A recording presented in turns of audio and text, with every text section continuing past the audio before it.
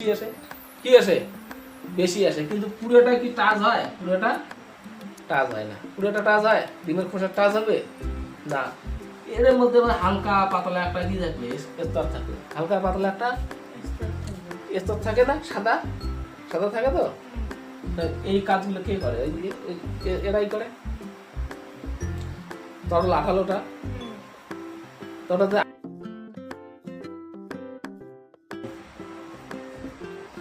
আর কি দেখায়? ওভম। এটি জেলির মতো আধার ভাবের মতো থাকে। এটি কি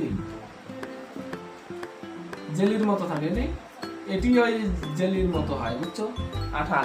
এটা এটা আঠার মতো কাজ করে, ঠিক আছে?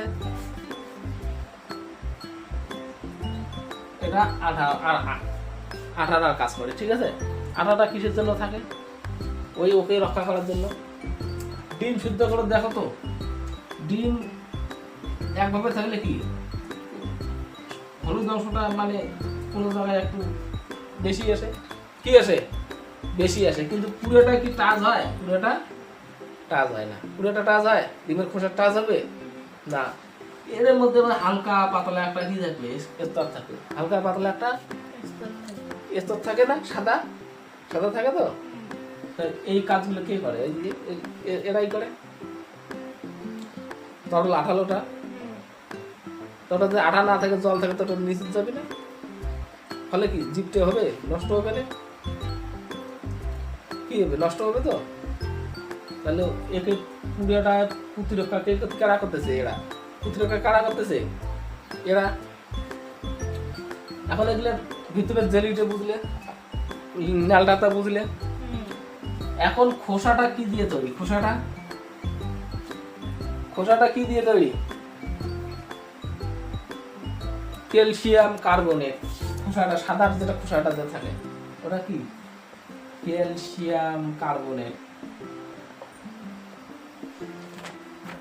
ক্যালসিয়াম কার্বনেট, বুঝছো? সাদা খোসাটা কি? Calcium carbonate. যেটা কি আগে কি থাকে? তরল অবস্থা থাকে। বাইরে হওয়ার পরে কি হয়?